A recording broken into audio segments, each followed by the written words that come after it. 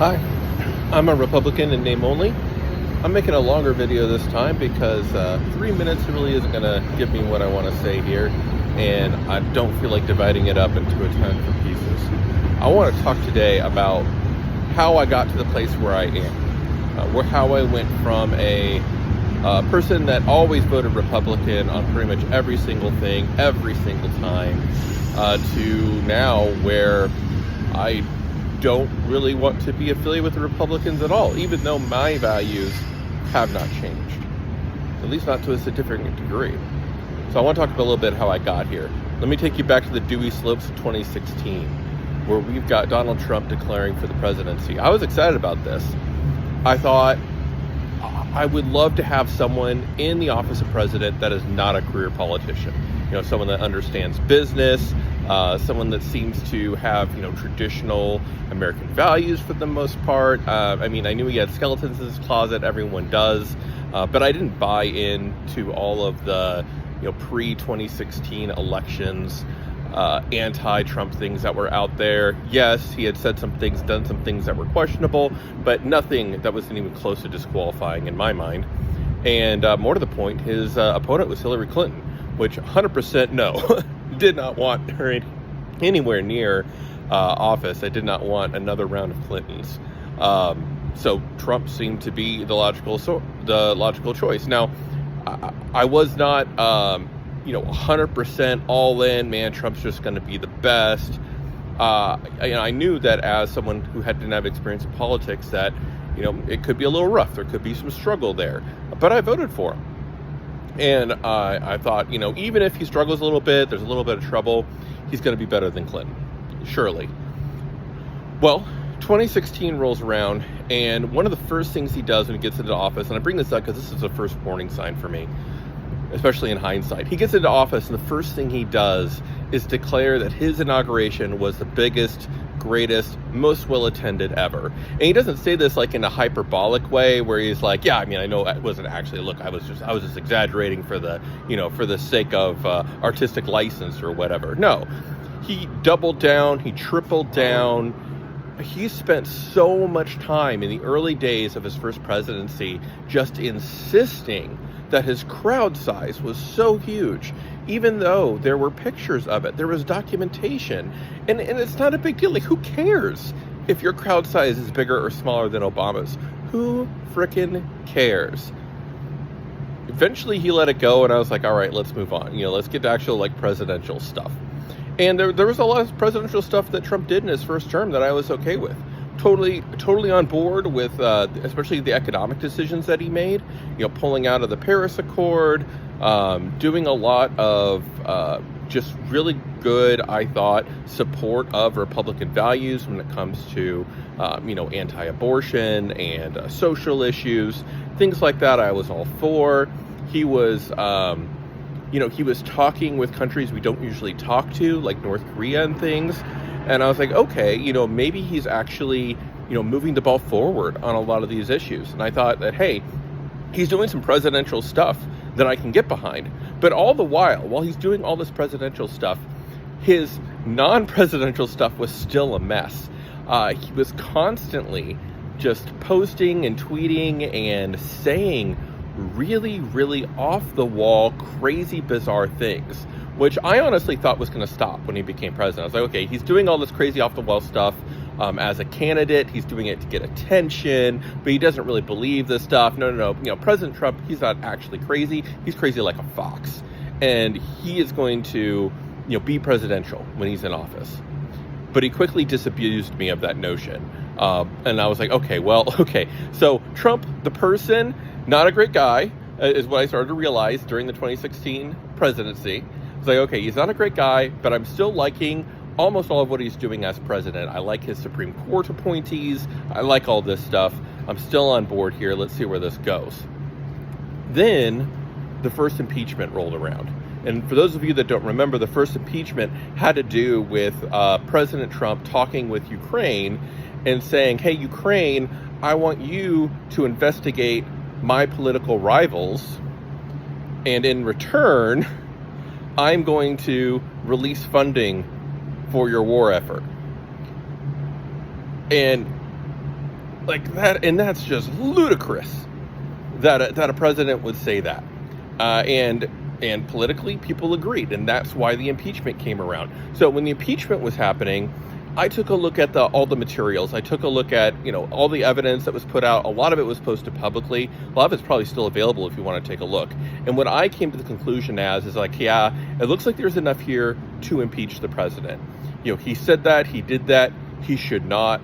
And so when the impeachment went through, I agreed with that. I thought it made sense based on the merits.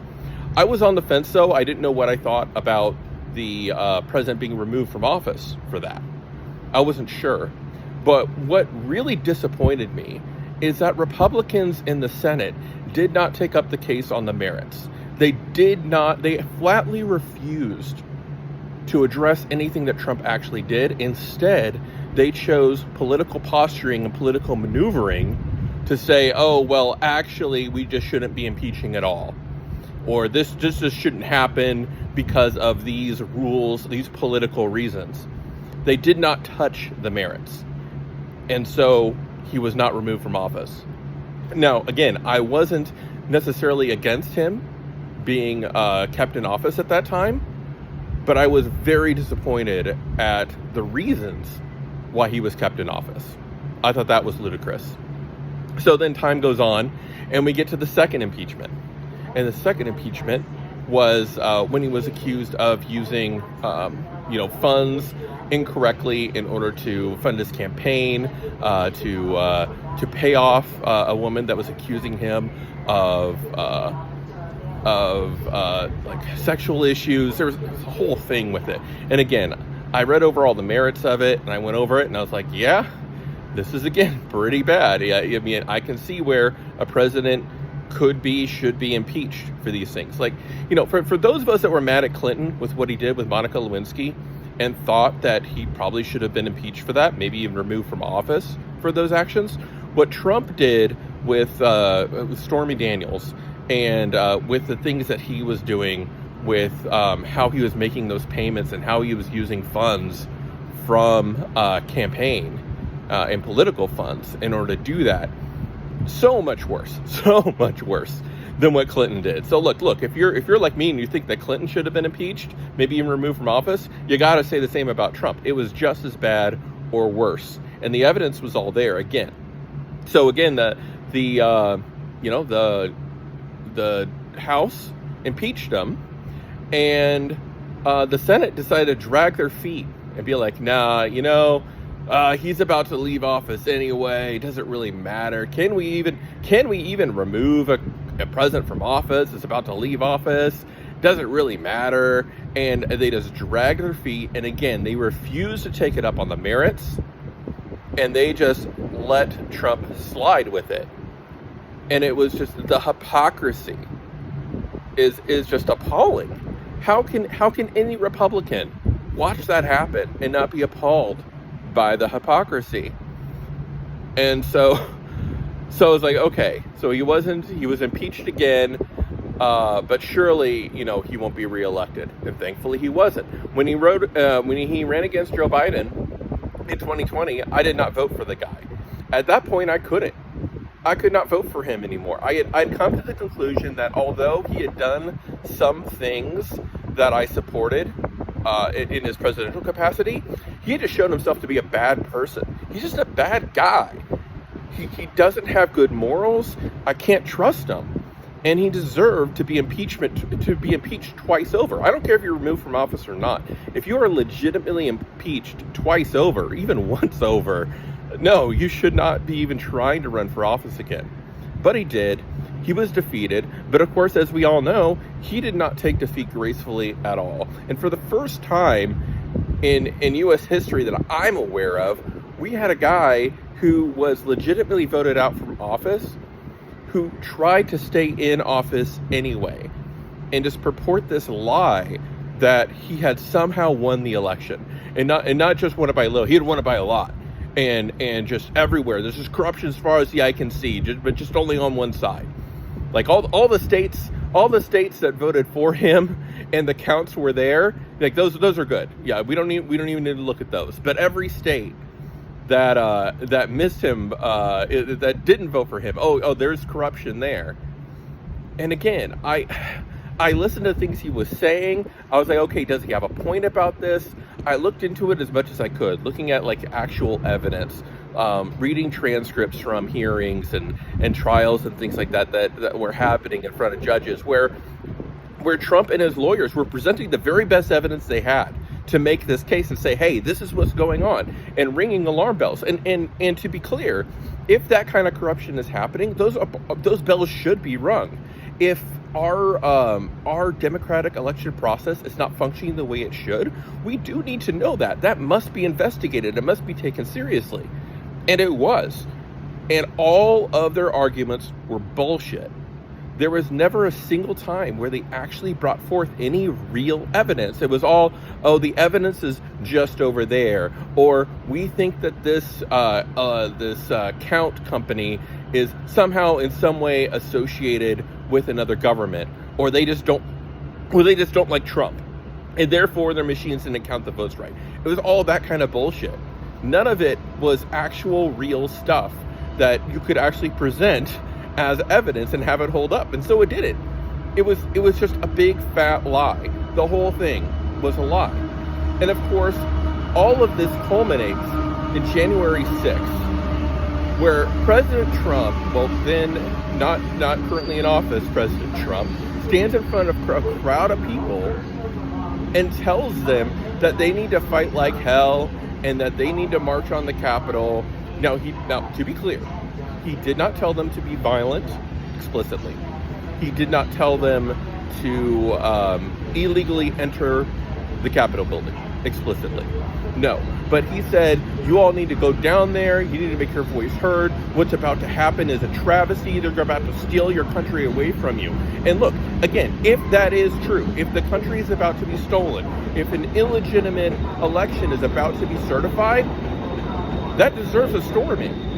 Okay, those, in my opinion, the actions taken on January 6th are 100% justified if it's based on truth.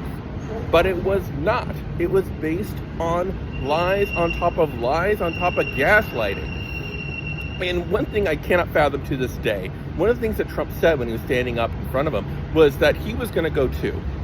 Pull up his speech. Listen to what he says. He's like, I'm going to go with you. We're all going to go down to the Capitol together. Did he do that? Hell no, he didn't. He got into his car and he drove away. And some people are saying, oh, well, you know, the Secret Service just wouldn't let him go. Like, I mean, excuse me. This is Donald Trump we're talking about. Super strong leader, super charismatic.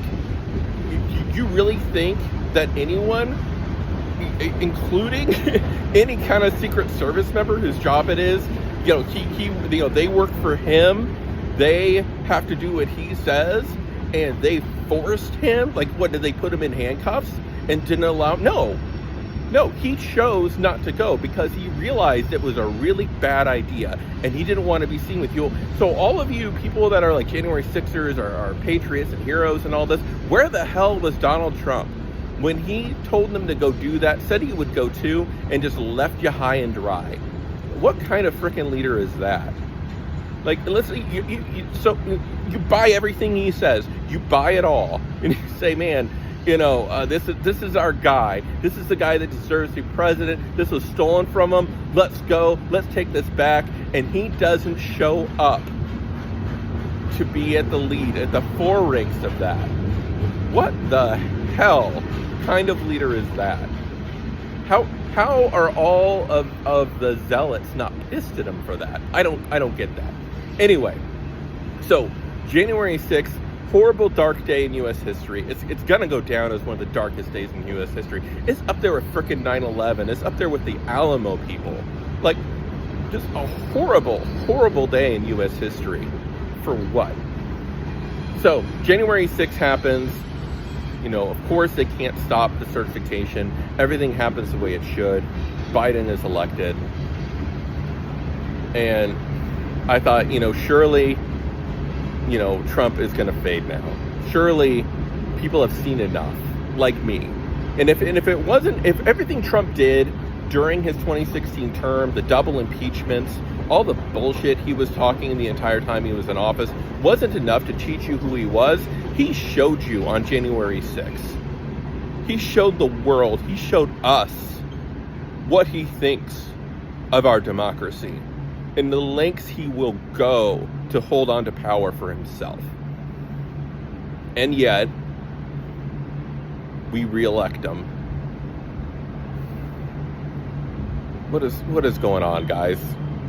You know, those of you who say you hold the Constitution close to your hearts, just like you hold your Bibles and your guns, where the hell are you?